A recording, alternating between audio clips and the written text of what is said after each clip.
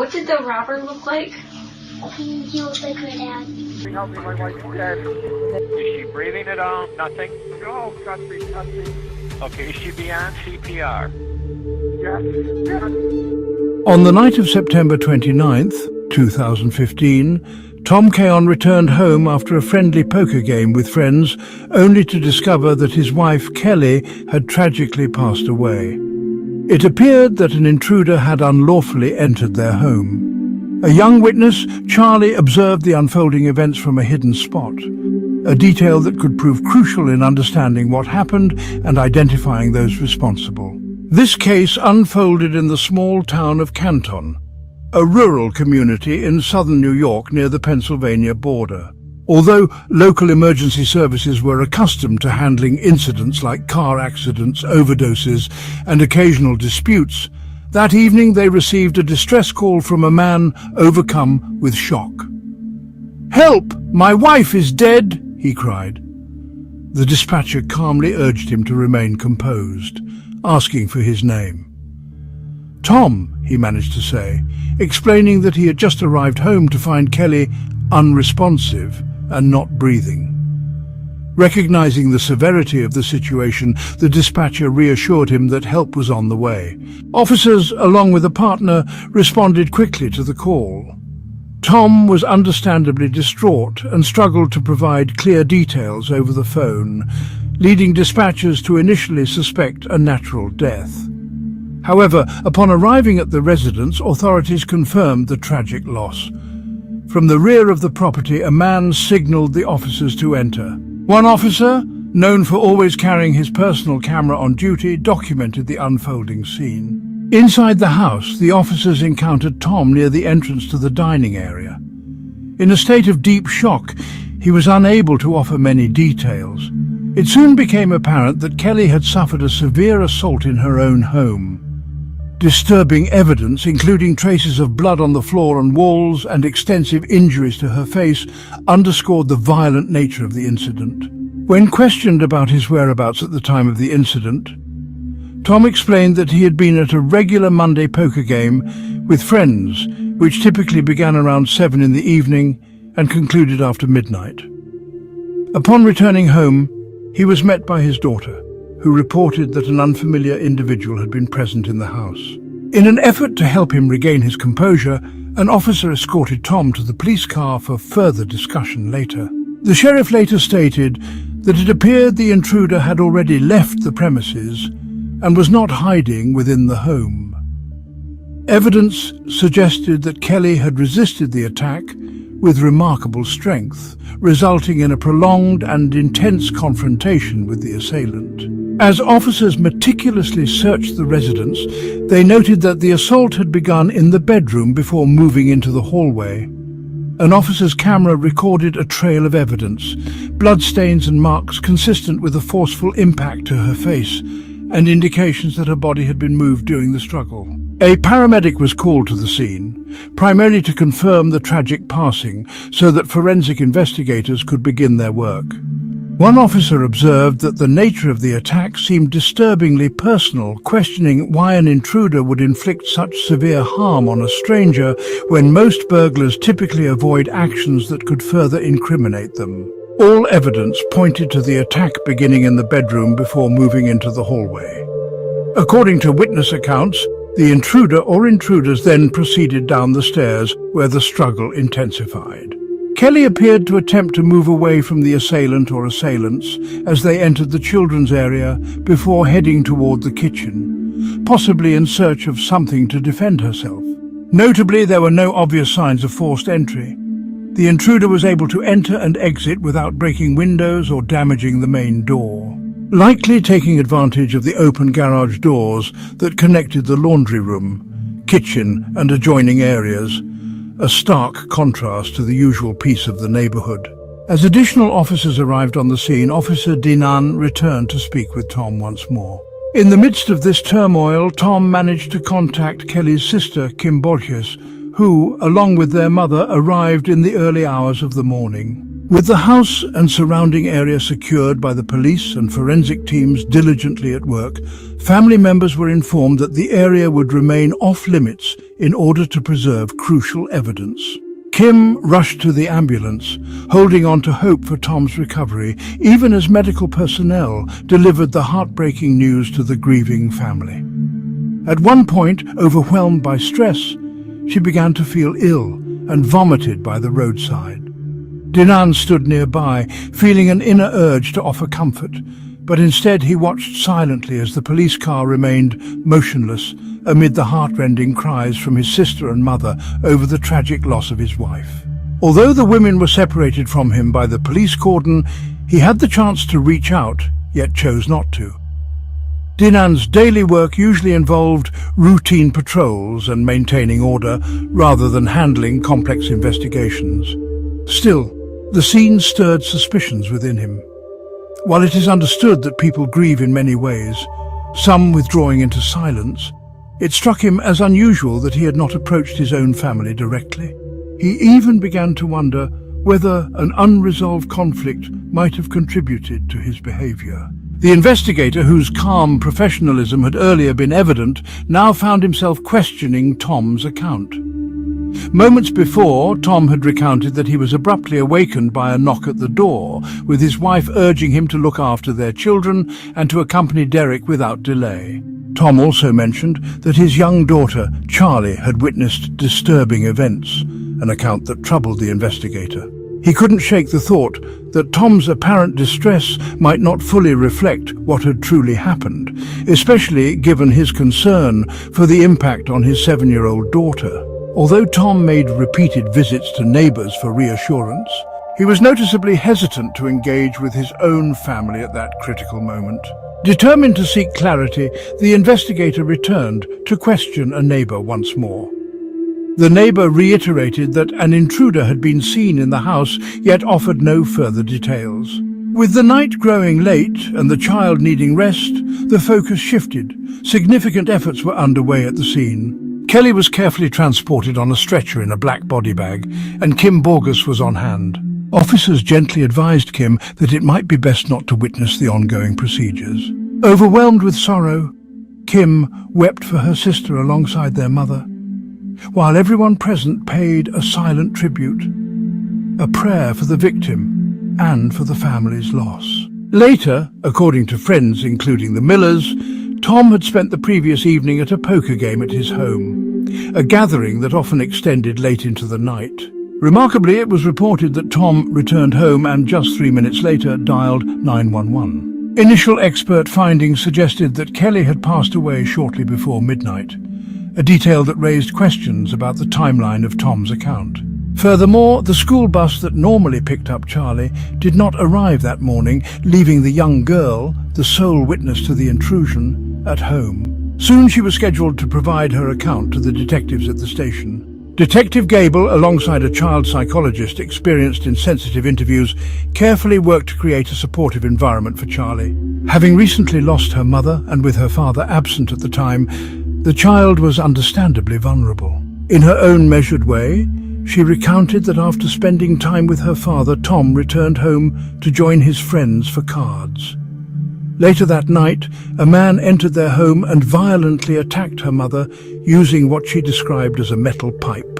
Although there were clear signs of a struggle, evidence on the door and floor, Charlie believed that her mother was already unresponsive when she first saw her. For about 20 minutes, the tragic scene remained unchanged until Tom returned and cried out in shock upon seeing Kelly's condition. Disoriented and struggling to comprehend the reality of the moment, Charlie did not immediately cry. Her young mind was busy trying to process the incomprehensible loss. During the subsequent interview, the girl's aunt gently urged both the detective and the psychologist to take care in revealing every detail at once, as Charlie was still deeply shocked. When asked to recall specifics, she confirmed that a metal pipe had been used by the intruder. In her fragmented recollection, she also mentioned that as the intruder left through the garage, he had struck her mother with another object, one she likened to a hockey stick, before grabbing her leg. She recalled that her mother was later found in the kitchen, gravely injured. Detectives and the child psychologist observed that at one point, Charlie seemed to be deeply conflicted, as if weighing whether to trust her own recollections. Finally, in a trembling voice, she suggested, "It could have been my dad." When asked to describe the intruder, she noted that he looked very much like her father, right down to the way he wore his mask and his demeanour. The interviewer gently probed, "Have you ever seen anyone wear a mask like that before?" In a soft reply, Charlie murmured, "Yes, either my dad or a burglar." Yet when she considered the intruder's features further, she added that if it were truly her dad, she would have recognized him by his voice. Despite her obvious distress, at one point she insisted, "But it couldn't be Dad," especially when she asked, "What about Mum? Where is she?" In a compassionate tone, the detective reassured her, "Mum, we're going to find out what happened. We'll explain everything to you." Investigators questioned Tom Keon, the husband of the deceased Kelly, several times. When asked directly if he had any involvement in the crime, he firmly denied it. His alibi appeared solid, further supported by GPS data from the company car he was driving on the day in question. However, when pressed about whether the family had any known adversaries, Tom offered little information. Meanwhile, Kim Borges's 16-year-old daughter, who spent her summer working at her Uncle Tom's company, Surf Pro, unexpectedly emerged as a key witness. She recalled meeting an employee named Michael Berder, whom Tom had previously warned her to avoid. Although Michael, sometimes referred to as Bert, not only worked at Surf Pro but also handled occasional household tasks, with Kelly even having provided him with clothing and meals, she confided to her sister that she had always felt uneasy around him. Investigators later learned that on September 17th, Tom had dismissed Michael Berder. This detail raised questions. Could a man be so incensed over losing his job that he might seek retribution by targeting his boss's wife? And why hadn't Tom mentioned Berder as a possible suspect, given his earlier cautionary words?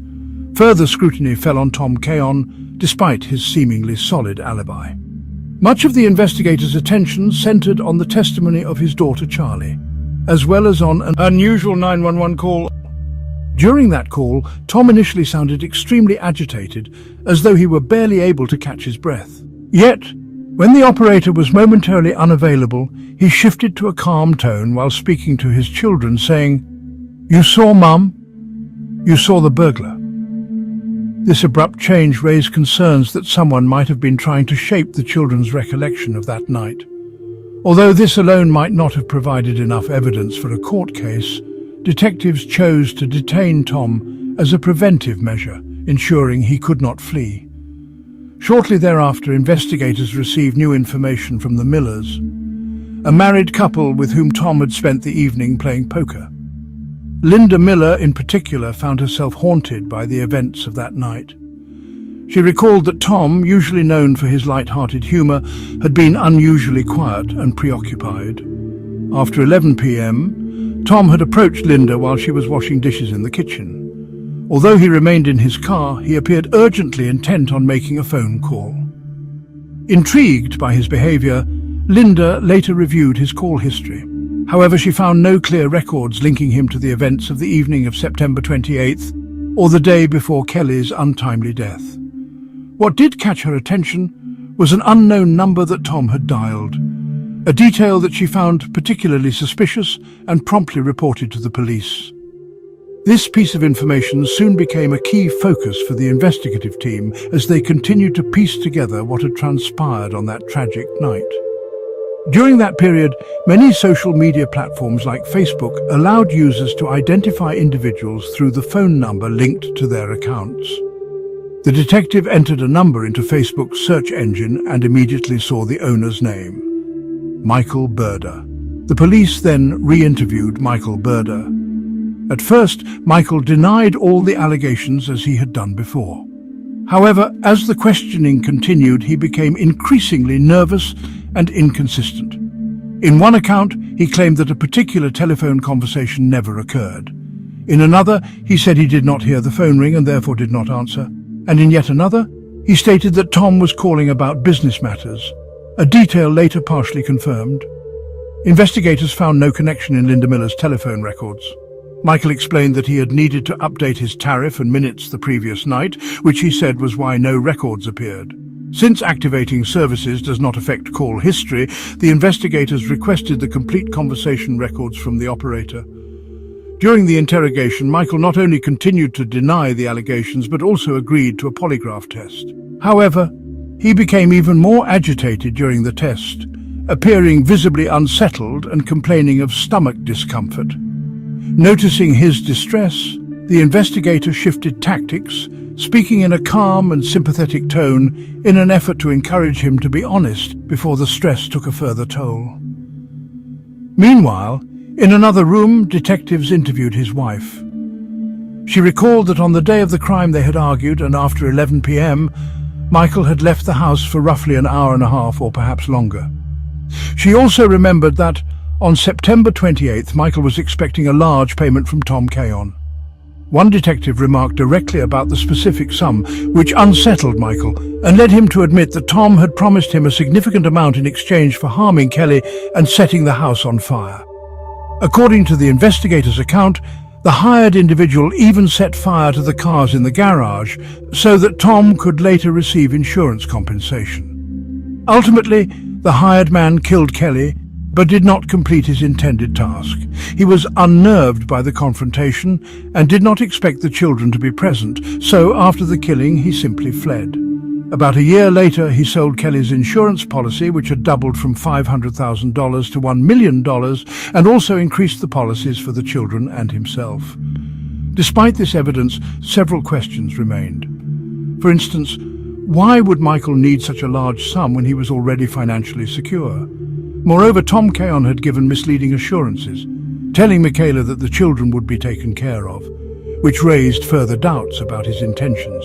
Additionally, Michael Burda's former boss, already in custody, was later charged with ordering and organizing the crimes, although Tom's new attorney maintained his client's innocence. In September, amid widespread public outrage in the courtroom, Tom Cayon appeared and pleaded not guilty to second-degree murder. He was released on bail in the amount of $250,000. Months later, the state prepared indictments against both men.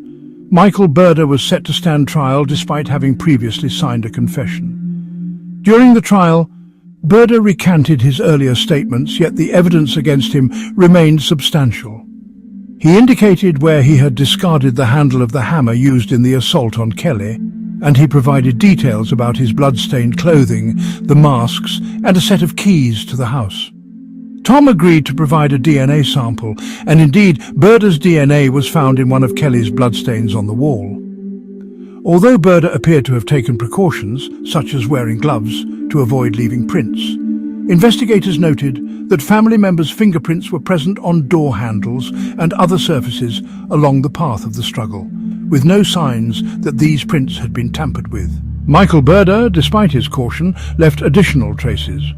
Furthermore, during the investigation, a witness named Mark, a friend of Burda who had been asked to keep watch during the operation, voluntarily turned himself in after news of the arrest reached him. Later, when investigators reviewed call records from the suspect's number, those records confirmed his involvement. In a separate conversation, Michael explained that the arrangement involved some covert business. He stated that he would earn $3,000 and pass $500 along.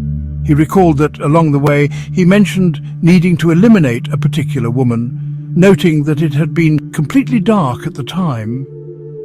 After about 15 to 20 minutes, he returned and said that no one else should be there and that the children were supposed to be at their grandmother's home. Everything he said omitted the fact that he was responsible for her death, and he never mentioned who else was in the house. Mark Blanford managed to avoid any repercussions for his admissions. Returning to the trial, the jury took only 7 hours to reach a verdict, finding him guilty. Michael Burda was convicted on all charges related to Kelly's death and was sentenced to life imprisonment without the possibility of parole. The community's reaction was unmistakable. Many people welcomed the verdict. Tom, the plaintiff, had recently fired Michaela, who was not his partner. In addition, Michael had been renting an apartment from Duna and, after losing his job, quickly fell behind on rent. This prompted Tom to initiate eviction proceedings, taking advantage of the desperation of a man who needed a home for himself, his wife, and his children. he did not attempt to justify Berda's actions. These details further illustrate Tom Caon's character. Michael Berda was undoubtedly a criminal, yet even he did not intend to set fire to a house with children inside, whereas Tom Caon appears to have wanted exactly that. While the case against Michael Berda was relatively straightforward, the situation involving Tom Caon proved much more complex. The prosecutor recognized that Berda's repeatedly changed testimony, initially admitting guilt only to later retract his words, would not serve as reliable evidence against Tom Caon. Despite this, the overwhelming evidence secured Berda's conviction. The pressing question, however, was what to do about Tom. Tom Caon's defense attorneys maintained that he had nothing to do with his wife's death. They also emphasized footage from the camera on Deputy Sheriff Dina Swan's uniform, which they claimed clearly identified Tom as involved from the start. According to their argument, this video showed Kelly being violently assaulted, a key piece of evidence used to establish his alleged motive, perhaps linked to an insurance payout. Yet, as noted earlier, questions arose as to why Tom would need extra money if he was already financially secure.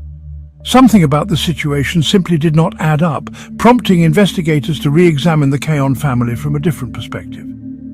When Kelly first met Tom, he was a local star in the Unified Hockey League, while she was an ordinary girl from Canton who had left her hometown to pursue her dreams in Las Vegas. Tom's role on the team was that of a provocateur, known for aggressively challenging his opponents on the ice. Off the rink, he was one of the most controversial figures, his aggressive public persona contrasted with the more nuanced way those close to him saw him. Kelly, who lived in Las Vegas but often visited her family, met Tom for the first time after a hockey match in December 2003. Their encounter quickly escalated into a whirlwind romance, leading to wedding plans just a year later. However, after the wedding, Tom suffered an injury that abruptly ended his hockey career. Rather than succumbing to despair, he reinvented himself by starting a company specializing in flood damage and disaster recovery. As the couple, the Caons, expanded their family with daughter Charlie, and 4 years later a son, they appeared to remain happily in love even after 10 years of marriage. After being released on bail, Tom led an active, even entertaining lifestyle. Observers noted that he did not seem to be mourning. Instead, he appeared to be celebrating life. During the period when Kelly was still alive, a daughter, Corgus, and a niece, Cleon, recalled that while working at Surf Pro, Tom frequently discussed various matters and increasingly complained about Kelly, describing her as lazy, scatterbrained, and inefficient. After piecing together all the evidence, detectives concluded that Tom Caon's true motive might have been driven by weakened feelings or a desire for new thrills. At some point, he began engaging in extramarital affairs more frequently and less discreetly. When Kelly discovered his infidelity, she broached the subject of divorce, citing that in the United States, divorce can leave a spouse without sufficient financial means due to property division, alimony, and other obligations. However, according to one of Tom's friends, divorce was never really considered an option for him. Meanwhile, during the investigation, additional details emerged. Michael Berda later admitted that he had not mentioned certain key facts. For instance, that he had not told anyone he was responsible for killing Kelly, nor had he disclosed who else was present in the house. At trial, the jury swiftly returned a guilty verdict, and Berda received a life sentence without parole. The courtroom atmosphere reflected the community's relief at seeing justice served. Further scrutiny revealed more about Tom Caon's character.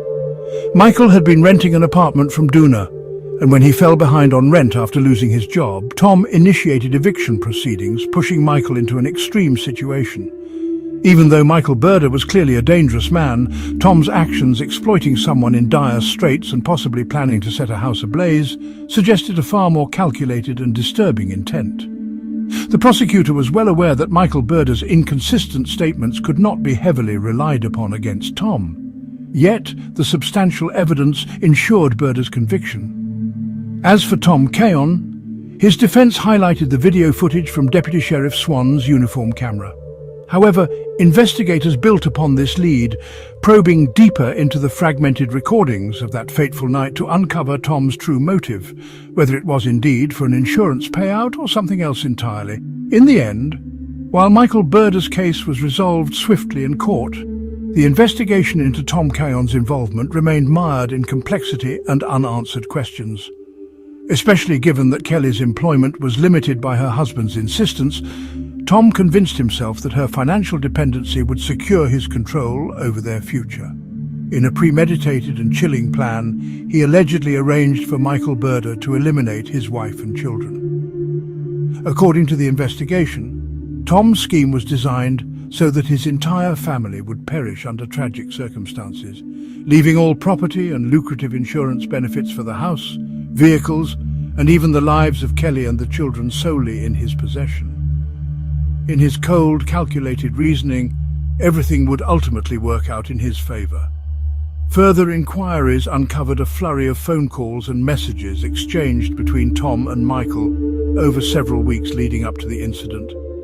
Tom had reached out to Michael and they met in secret. A former employee later corroborated that investigators had secured surveillance footage near Tom's company office, which provided evidence of a conspiracy. On the day of the crime, before 7 p.m, the recordings show that the conspirators met on the company premises. Michael Burda was captured entering a red car that Tom had rented for that day, and later Tom was seen departing in a company vehicle equipped with GPS. The footage also showed that after the crime, Burda returned to the building's parking lot, parked his car, and left on his bicycle. Both men were seen using their phones, possibly in an effort to cover their tracks.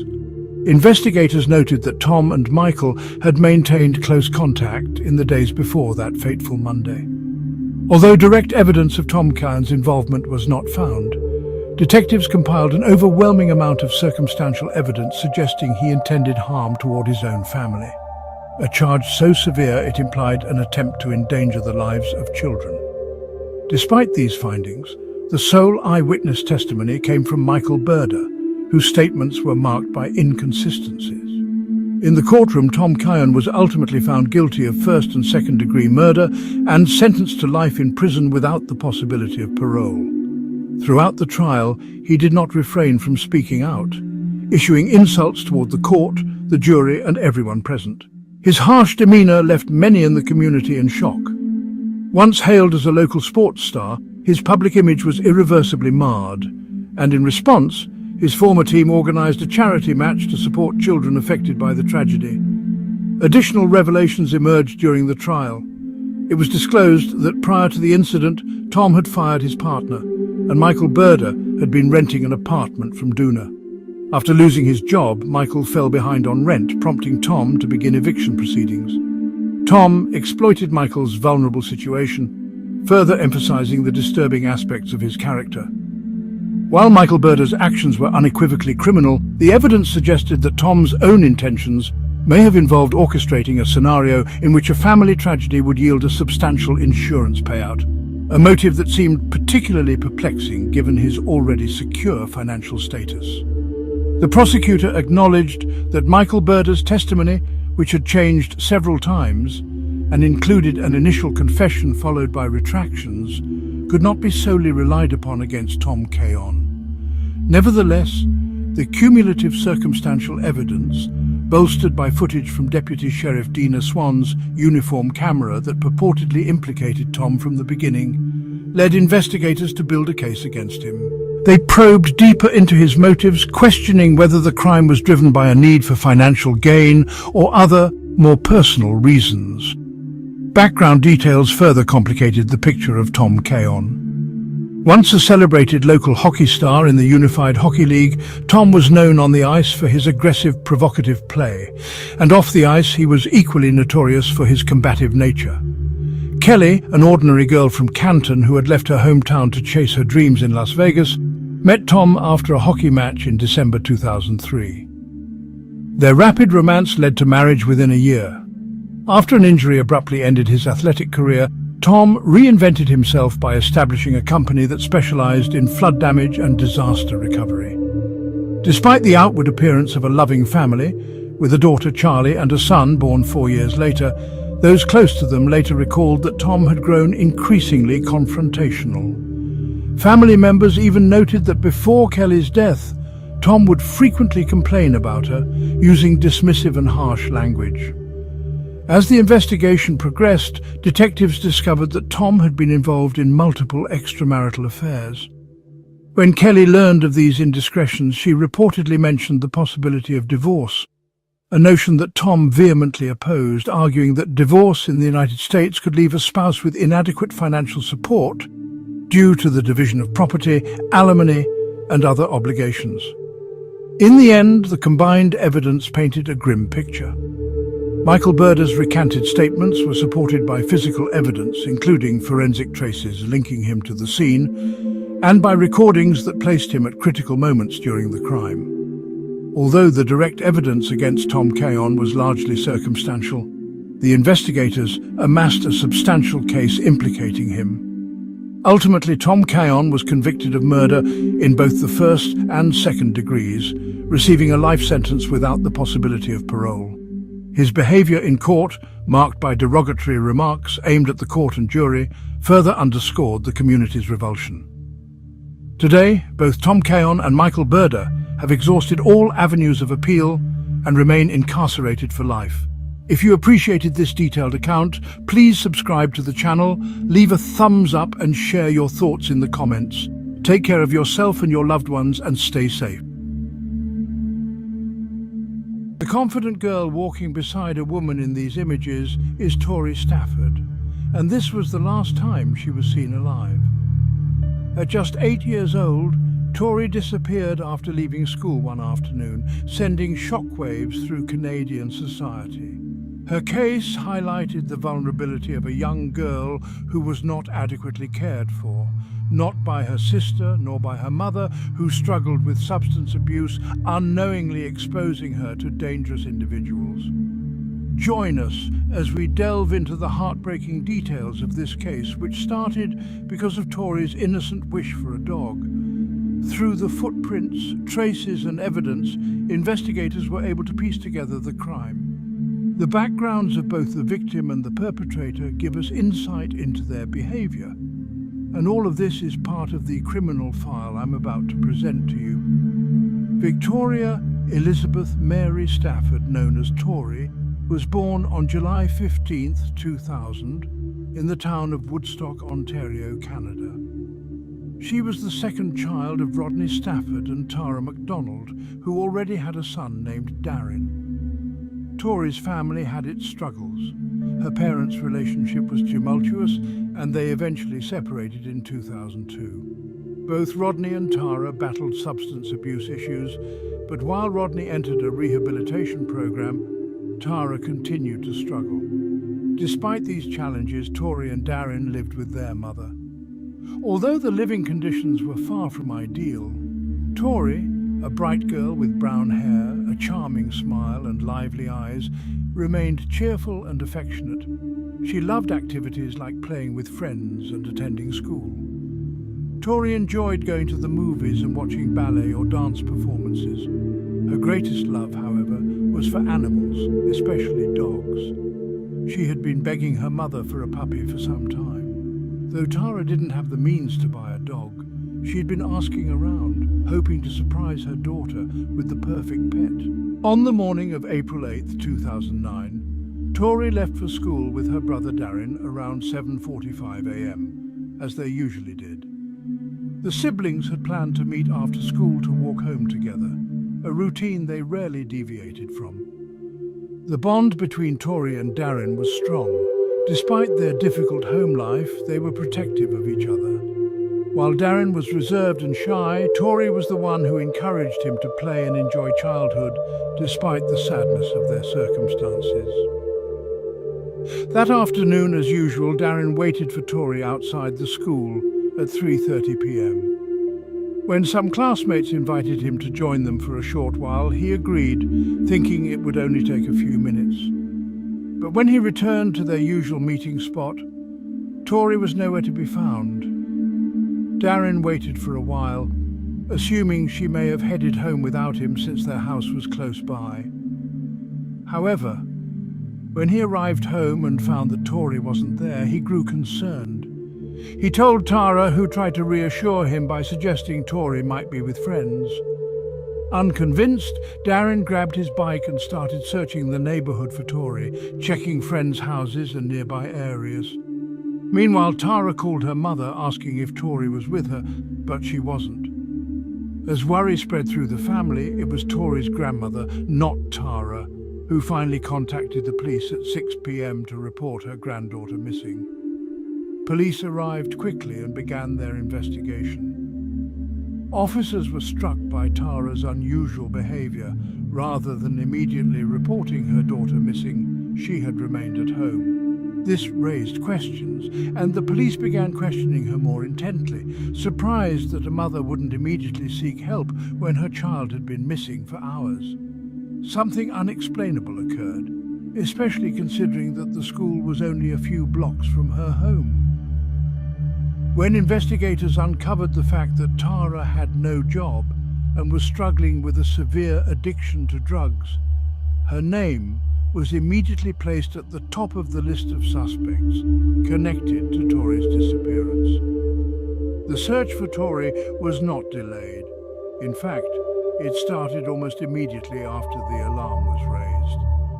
Local authorities, as well as the community, banded together in an effort to find the missing 8-year-old. Tori's father, Rodney Stafford, wasted no time in getting involved. The news of his daughter's disappearance had shaken him to the core, and he would stop at nothing to see her return safely.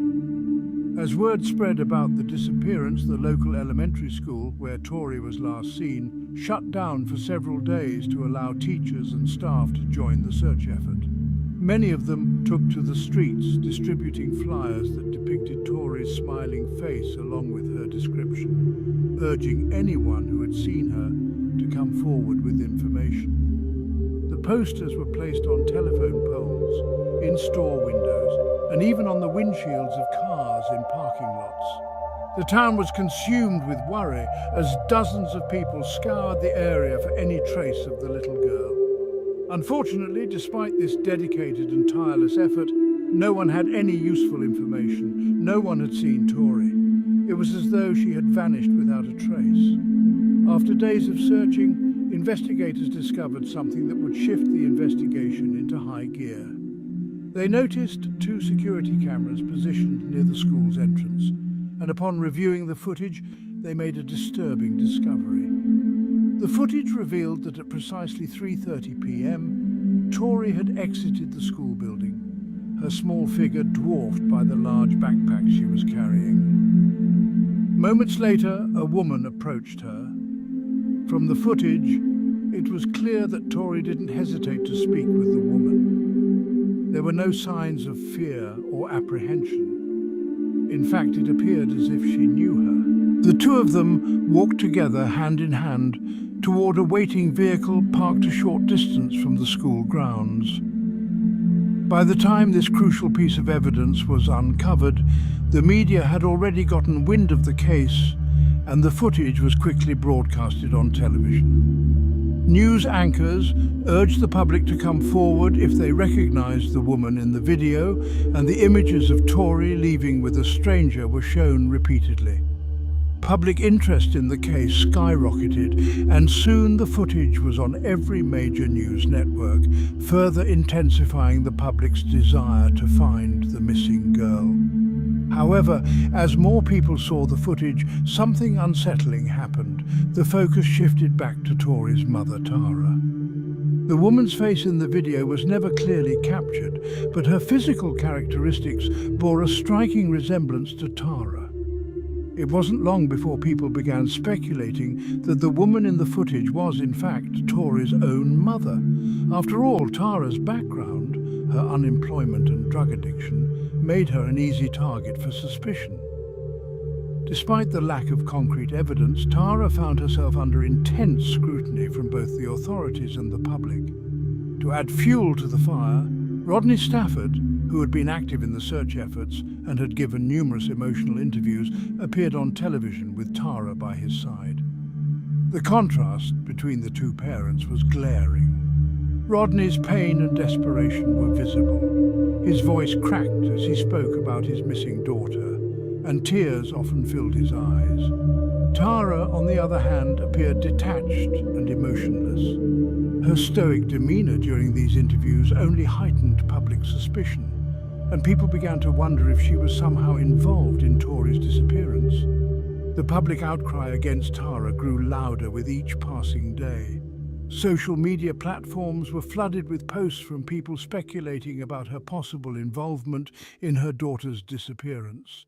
Accusations flew left and right, with many condemning Tara for not showing enough emotion. Desperate to clear her name, Tara agreed to give an interview of her own, during which she expressed her frustration at the baseless rumors swirling around her.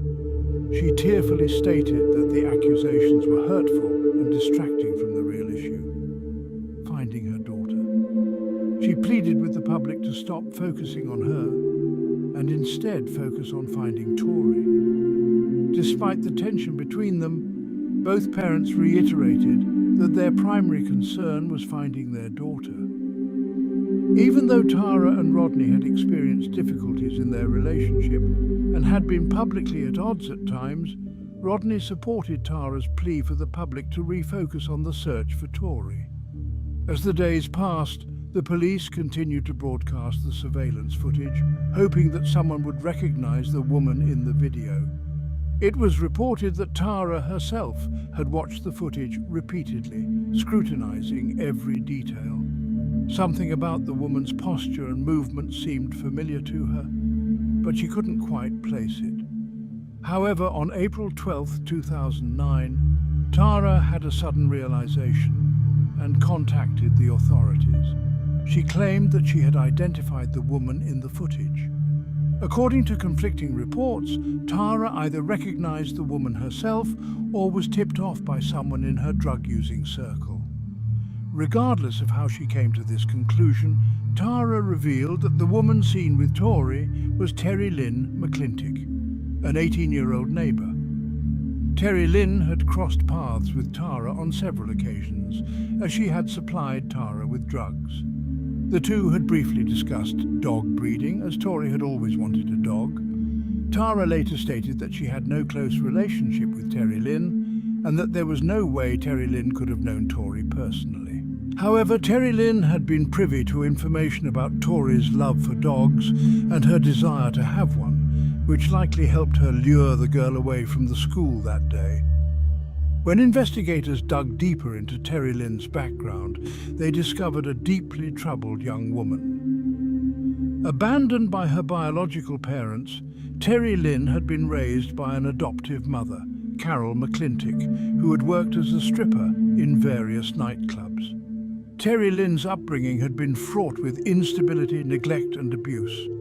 These experiences had left deep emotional scars, and from a young age, Terry Lynn had displayed violent tendencies. She had been involved in several altercations, including one in which she attacked her adoptive mother and other individuals. In 2007, Terry Lynn had participated in an armed robbery that resulted in her stabbing a man who tried to resist. She was arrested and sent to a juvenile detention center where she wrote several disturbing letters. In these letters, she expressed dark fantasies of inflicting pain and suffering on others, even describing scenarios of torturing people. Despite these warning signs, Terry Lynn was eventually released from custody and returned to the streets. After connecting Terry Lynn to the footage, the police wasted no time in apprehending her for questioning. However, despite their best efforts, Terry Lynn initially maintained her innocence. The investigators, growing more desperate by the day, decided to shift their focus to a man who had been seen visiting Terry Lynn frequently, Michael Rafferty. Rafferty, a 28-year-old man with a history of troubling behavior, had met Terry Lynn at a pizzeria just months before Tori's disappearance. According to Terry Lynn, Rafferty was her boyfriend, but he claimed that they were merely friends.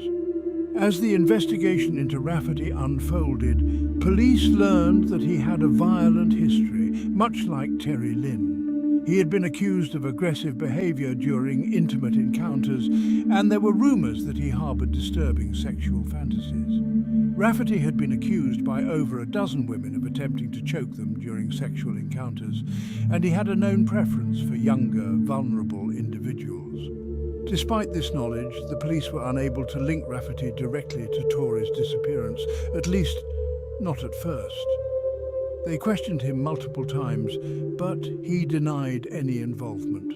It wasn't until Terry Lynn finally cracked under pressure that the full, horrifying truth came to light. Terry attempted to justify her horrendous actions by claiming that since they had gone out looking for a girl that day, she already knew what was going to happen. She added that she did not intervene to help Torey because she didn't want to be present during the horrific act. Shortly after, Michael returned to the car and subjected Torey to unspeakable cruelty and violence. Once he had finished, Terry Lynn covered Torey's head with a bag and struck her repeatedly with a hammer, ultimately ending the little girl's life. After the murder, the two of them buried her body and drove back to town. During the ride, Michael made several promises to Terry Lynn, vowing that they would be together forever and assuring her that the police would never catch them. After receiving Terry Lynn's chilling confession, the investigators acted swiftly. They immediately went to Michael Rafferty's residence and placed him under arrest. On the way to his home, they discovered a security camera and promptly obtained access to its footage. This piece of evidence proved crucial, as the camera had captured the couple on their way to commit the heinous crime. Following further interrogations, the police were finally able to extract the location of the site where they had hidden Torey's remains. The girl's body was discovered in a remote, wooded area, wrapped tightly in garbage bags and bound with ribbons. On July 20th, 2009, the preliminary autopsy report was released. It revealed that Torey had suffered multiple hammer blows, with at least 4 of these impacts piercing her skull, resulting in fatal injuries. The report also documented a minimum of 16 rib fractures and extensive liver damage. Unfortunately, due to the advanced decomposition of her body, it was not possible to conclusively determine whether she had been sexually assaulted. On July 21, 2009, authorities made a formal announcement. The remains they had found were confirmed to be those of 8-year-old Victoria Torey Stafford. The news devastated both her family and the wider community, which had held on to a glimmer of hope for her safe return. Overcome with grief, the time came for the small town to bid farewell to the little girl who in her short life had brought so much joy to those around her. Torey's funeral was held on July 30th, 2009, and it was attended by family, friends and numerous members of the community who wished to honor her memory. During the service, loved ones shared poignant memories of Torey, and the emotional impact of her loss on the entire society was deeply felt. Once the police concluded their investigation and compiled all the evidence, the judicial proceedings against both suspects began. Initially, it was believed that Terry Lynn and Michael would be tried together. However, the trials were separated after Terry Lynn McClintic pleaded guilty to first-degree murder and opted for an abbreviated trial. She was sentenced to life imprisonment without the possibility of parole for 25 years. Michael Rafferty, however, refused to admit his actions and denied any involvement in the crime. His trial took place 3 years after Torey's murder. During the trial, the jury heard testimony from 62 witnesses and reviewed over 200 pieces of evidence. Michael, who had turned 31 by this time, chose not to testify. Though he acknowledged that he had some involvement in Torey's disappearance, he claimed he was not guilty of the 3 charges against him: murder, kidnapping, and sexual assault. However, after carefully considering all the evidence and testimonies, the jury found him guilty on all counts. Following the verdict, Michael Rafferty was sentenced to life imprisonment for the murder of Victoria Elizabeth Mary Stafford, known affectionately as Torey. He would only be eligible to apply for parole after serving 25 years behind bars. In addition to the life sentence, he received a 10-year sentence for kidnapping and a 10-year sentence for sexual assault causing bodily harm. These sentences would run concurrently with the life sentence. Even if he ever managed to get out on parole, he would be barred from owning any weapons by order of the judge. He was also mandated to provide a DNA sample, which would be entered into the National Sex Offender Registry under his name and genetic code. Despite the severity of his sentence, Michael continued to maintain his innocence. He even went as far as offering to meet with Tori's mother, Tara MacDonald, supposedly to reveal the full story and provide her with the missing details.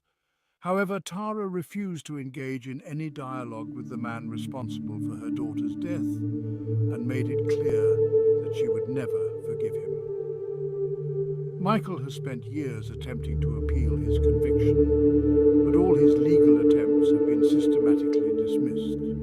The tragedy of Tori Stafford left a deep and lasting impact on Canadian society, highlighting the critical importance of child safety, the duty of parents to protect their children, and the necessity for immediate and effective police response in emergency situations.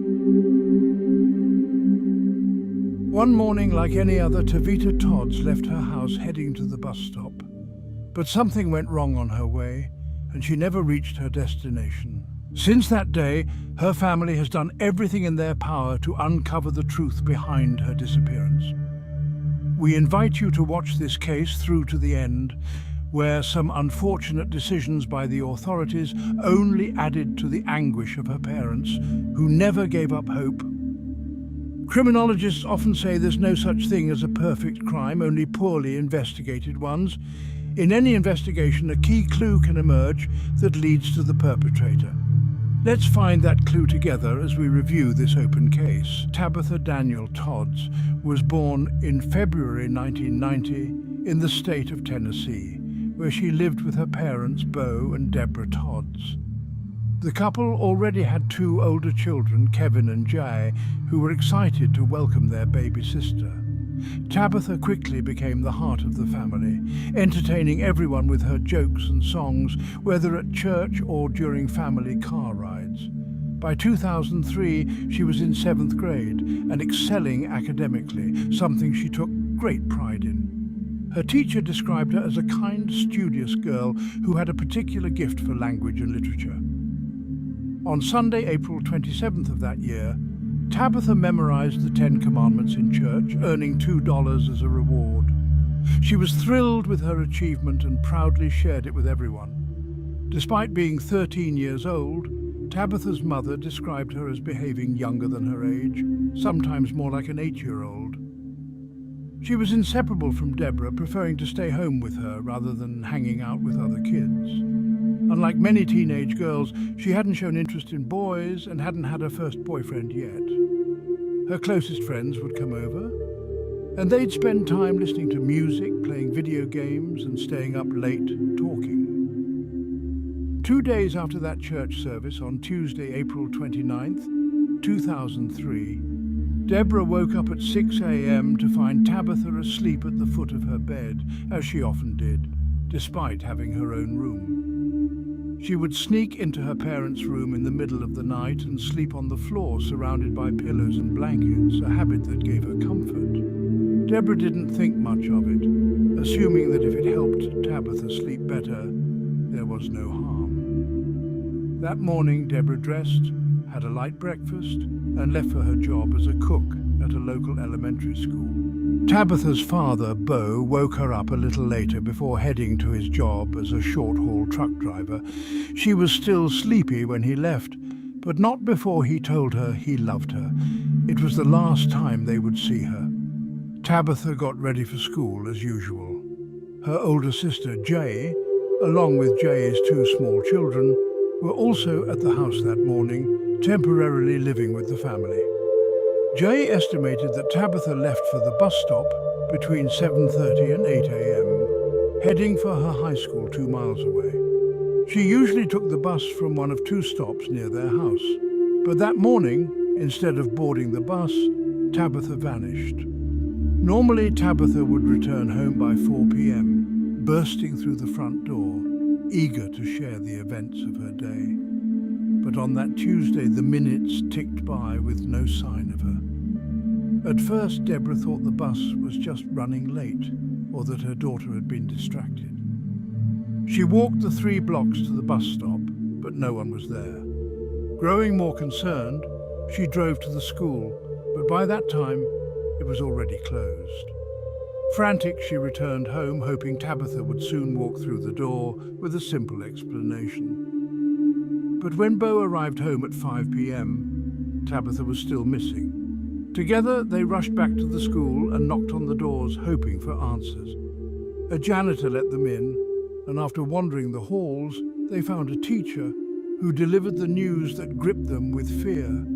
Tabitha hadn't been at school that day. The shock and panic were overwhelming. Tabitha was a responsible girl. She would never skip school, nor would she run away. The only conclusion left was chilling. Someone had taken her. Desperate for help, they rushed home and called 911, only to face their first obstacle. The school had never notified them that Tabitha hadn't shown up. By the time authorities were alerted to Tabitha's disappearance, more than 10 hours had passed since she was last seen, placing the police at a significant disadvantage. They were notified almost 45 minutes after the initial call, and once they arrived at the Todds' home, they interviewed the distraught parents and filed a missing persons report. From the very beginning, Bo and Deborah Todd insisted that their daughter was not a runaway. In their words, Tabitha was never rebellious and had always been afraid of getting into trouble. She was a responsible girl who loved her family deeply, making it all the more confusing that she had suddenly vanished without a trace. Tabitha's sister, Jai, later commented that when Tabitha left for school that morning, she and her children were still sleeping, and so she hadn't spoken to her. When officers asked what Tabitha had been wearing, Jai went through her sister's belongings, realizing that a blue t-shirt, jeans and white sneakers were missing from her wardrobe. After a brief inspection of the house, police found a few other clues that raised concerns. Tabitha had left behind her makeup, house key, and the exact amount of money she had earned at church just before she disappeared. Officers also collected her hairbrush and toothbrush, hoping to obtain a DNA sample.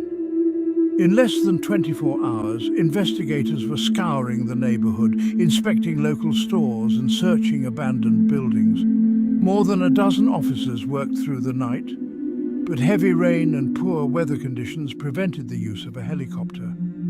The department did manage to notify local media, and by 10 p.m. news of Tabitha's disappearance was broadcast to the public with a request for any information. Yet, curiously, the police did not issue an Amber Alert, the system used to notify the public and law enforcement agencies about missing children. 2 days later, the investigation turned up a cryptic note in Tabitha's bedroom, bearing the initials TTT and MTL. The police later learned that MTL might refer to an 18-year-old family friend, but he was quickly ruled out as a suspect after being questioned. Witness accounts began to trickle in, though they only deepened the mystery. A neighbor claimed to have seen Tabitha heading toward her school, but another, more unusual testimony came from a local child who said he saw Tabitha get into a red car roughly 30 to 40 meters from her last known location. The boy recalled that the car pulled over beside Tabitha, and she willingly got inside before the vehicle drove off down the road. He described the driver as a dark-skinned man wearing a baseball cap. Despite the specificity of this sighting, Tabitha's parents and friends found it hard to believe she would have gotten into a car with a stranger. They were adamant that she must have known the person. However, because of the young witness's age, police were hesitant to fully trust his account. A search was conducted with trained dogs, following the same route Tabitha would have taken to school, but the trail abruptly went cold between 2 bus stops. This inconsistency gave more weight to the boys' testimony. As more witnesses came forward, they added small but important details. Some said they had seen Tabitha carrying something in her hand, which her parents believed could have been her report card, something she was proud of. 3 days into the investigation, police administered a lie detector test to Jai, Tabitha's sister. Strangely, she failed the test, although she passed a second one later. Jai understood the police's persistence since she was the only adult in the house when her sister left that morning. As part of their investigation, the police also looked into Kevin, a family member who lived out of state at the time, but he was quickly cleared of any involvement. As days turned into weeks, frustration mounted in the community.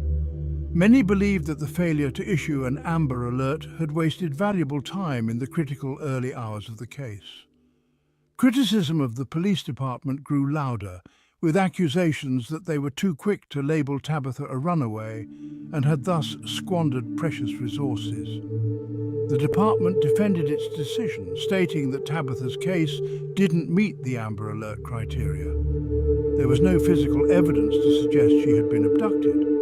Despite the police's efforts to maintain the investigation, their actions only fueled the public's discontent. Officers made offhand remarks to reporters, speculating that Tabitha was a troubled teenager who had left home voluntarily. In response, Tabitha's loved ones launched their own desperate search. A team of volunteers, dubbed the Tabitha Team, combed through alleyways, parks, and abandoned buildings in East Nashville, looking for any sign of her.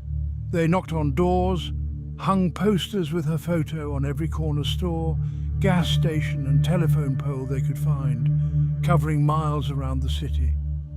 Neighbors joined the effort, bringing meals and comfort to the Todd family during their long, agonizing wait for answers.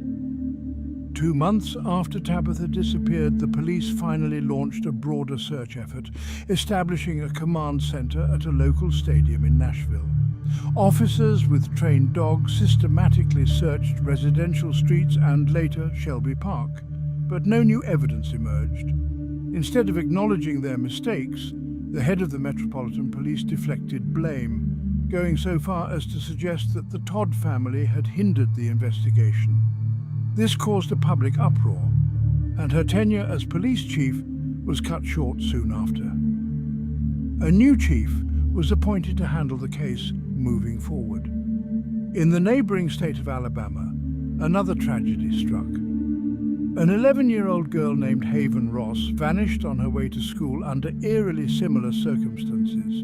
Investigators initially believed her disappearance might be connected to Tabitha's case, but the tragic discovery of Haven's remains in Alabama ended that theory.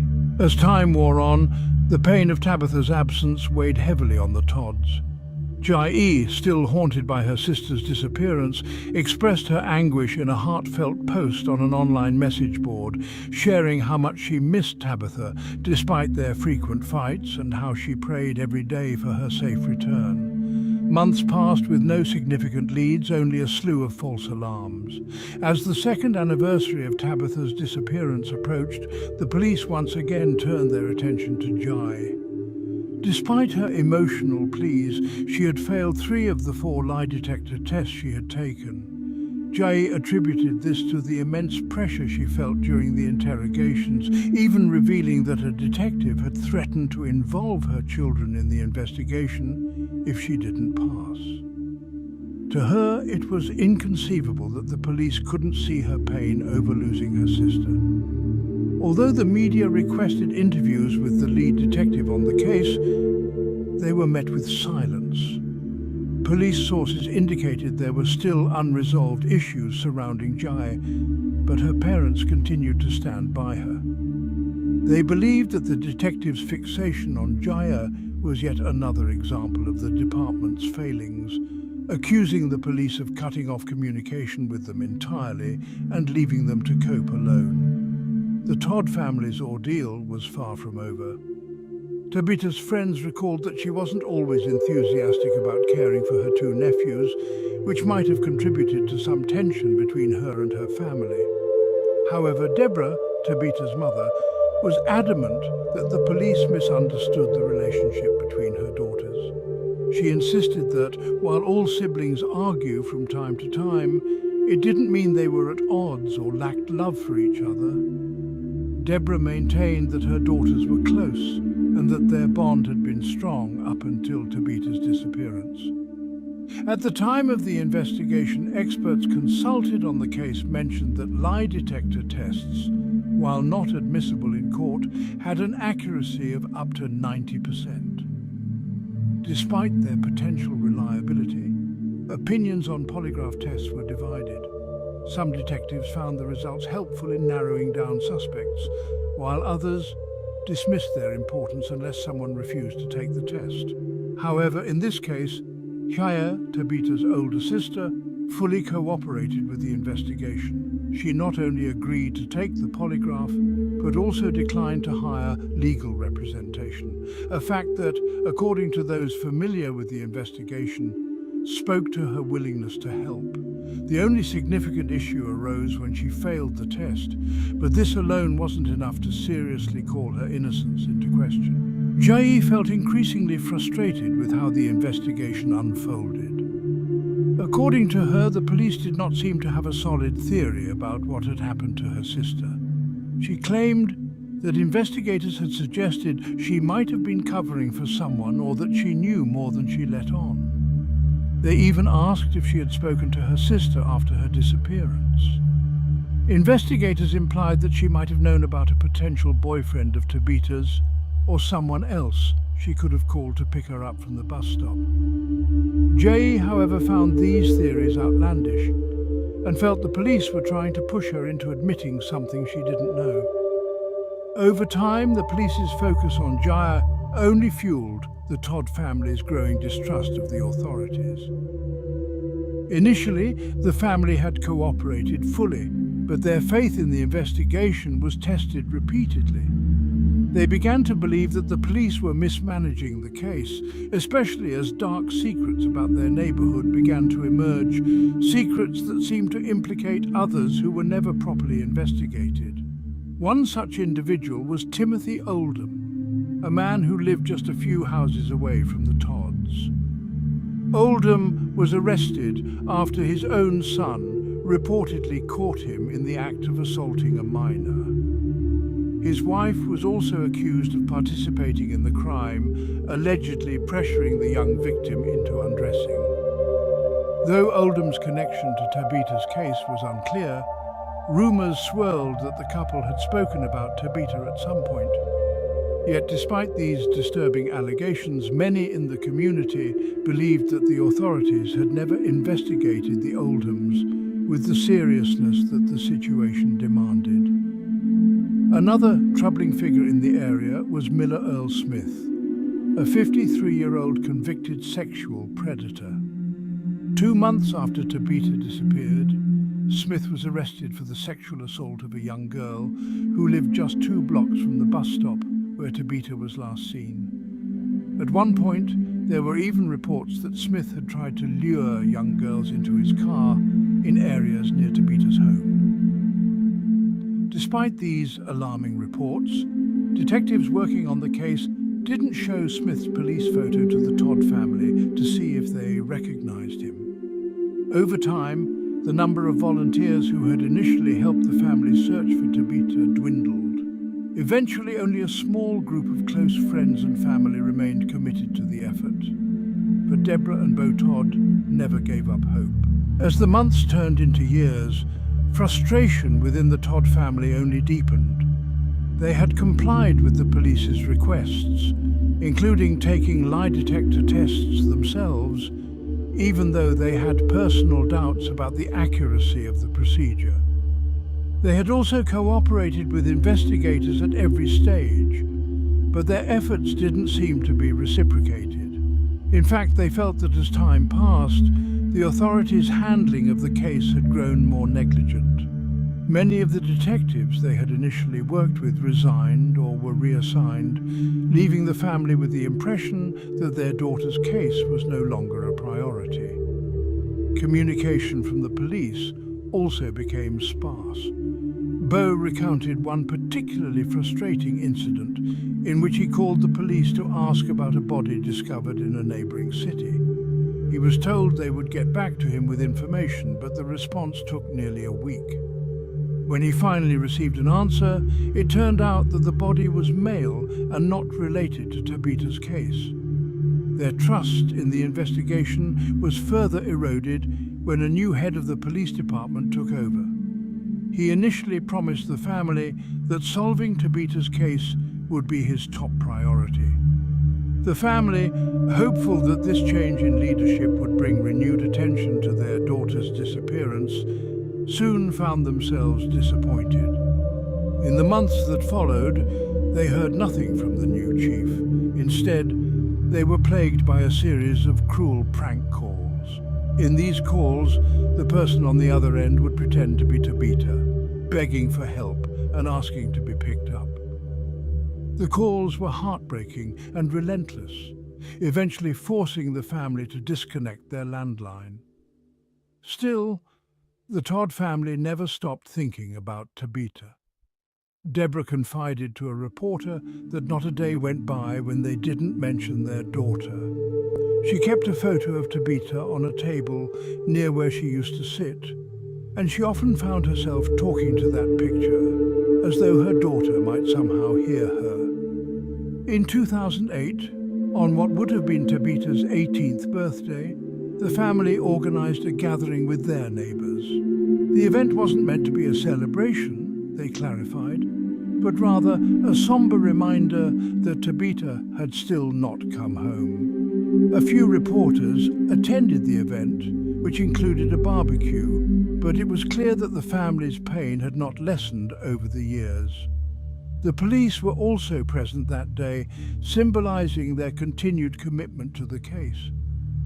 However, for the Todds, the presence of the authorities couldn't erase the critical mistakes made in the early stages of the investigation. 2 years later, in 2010, the FBI offered a $5,000 reward for any information that could lead to Tabitha's whereabouts.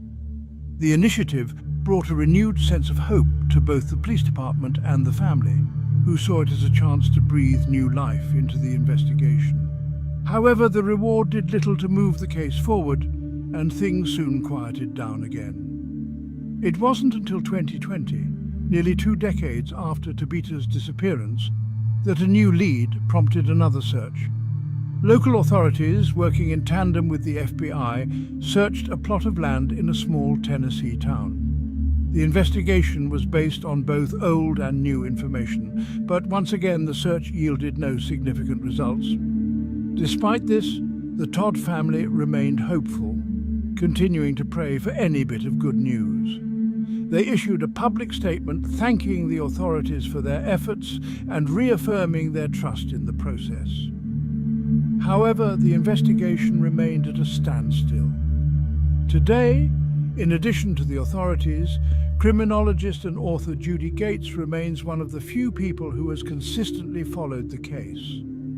Gates, who has written extensively about the case out of empathy for the family, pointed out that the sheer amount of contradictory information has made it incredibly difficult to come to any definitive conclusions.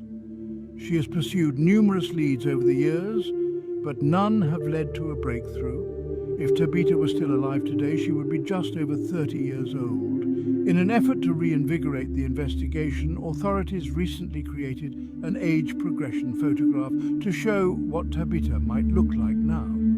They also released additional details about her appearance, including a birthmark on her torso and a scar on one of her fingers, hoping these identifying marks might jog someone's memory. Despite the passage of time, Deborah and Beau have never lost hope of finding their daughter. They still live in the same house, and a poster with Tabitha's photo continues to hang at the entrance. Inside, her room remains almost exactly as it was when she disappeared in 2003, as though time had stopped for the family on that fateful day. In October 2024, the FBI doubled the reward, offering $50,000 for any information leading to the recovery of Tabitha or the prosecution of those responsible for her disappearance. Although many years have passed, both the Todd family and the authorities remain hopeful that one day they will uncover the truth about what happened to Tabitha Todd.